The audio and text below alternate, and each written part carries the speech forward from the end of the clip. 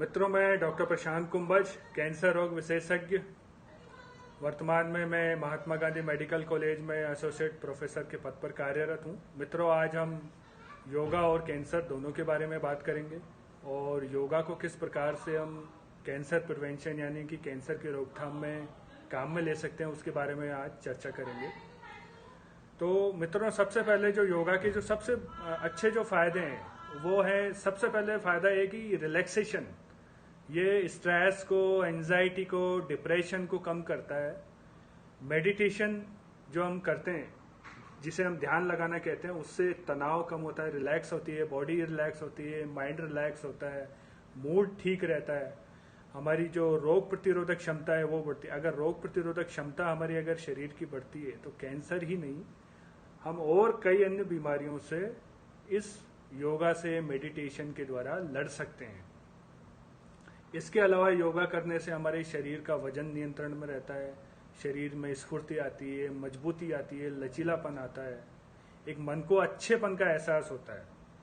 अगर हम स्वस्थ जीवन शैली के रूप में अगर 30 मिनट का योगा प्रतिदिन करते हैं तो हमें कई प्रकार की मानसिक और शारीरिक बीमारियां होने की संभावना कम हो जाती है।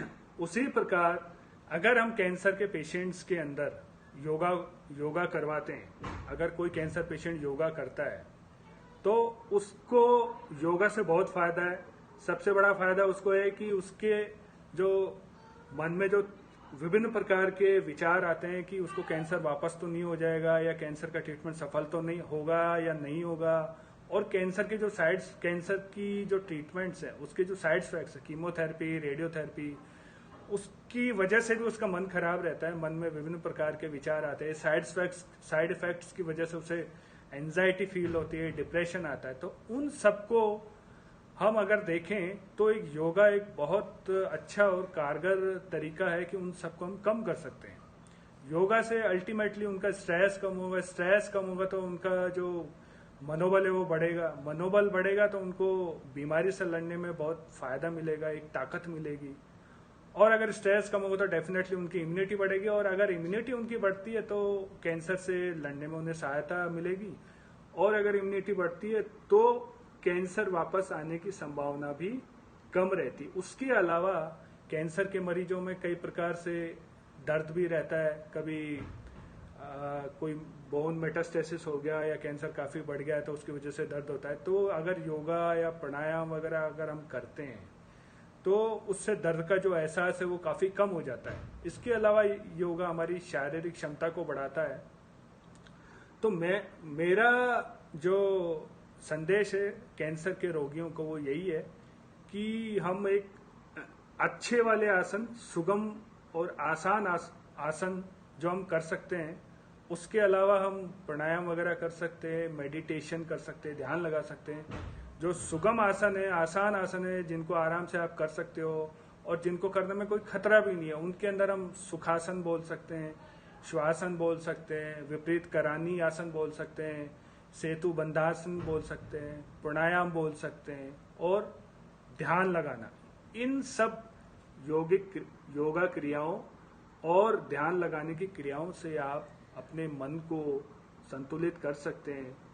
जो मन के अंदर विभिन्न प्रकार के विचार आ रहे हैं उनको कम कर सकते हैं। जो स्ट्रेस है आपके अंदर, जो दिमाग में जो टेंशन है, उसको आप कम कर सकते हैं, और इससे हमें रोग से लड़ने में तो मदद मिलेगी ही मिलेगी। उसके अलावा हमें रोग वापस ना आए उसमें भी हमें बहुत काफी मदद मिलेगी। आजकल जो नई दवाइयां आ रही है, इम्यूनोथेरेपी आ रही है, वो क्या है? वो यही है, वो आपकी इम्यूनिटी को बढ़ाती है, और इम्यूनिटी बढ़ के आपके कैंसर के जो सेल्स होते हैं उससे वो फाइट करती है।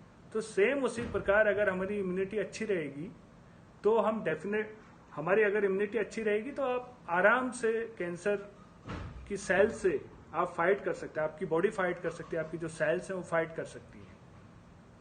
तो मेरा सबसे जो अहम जो सुझाव है कैंसर रोगियों के लिए कि अगर आप नियमित तौर पे जो आसान योगिक क्रियाएं वो करिए, मेडिटेशन करिए।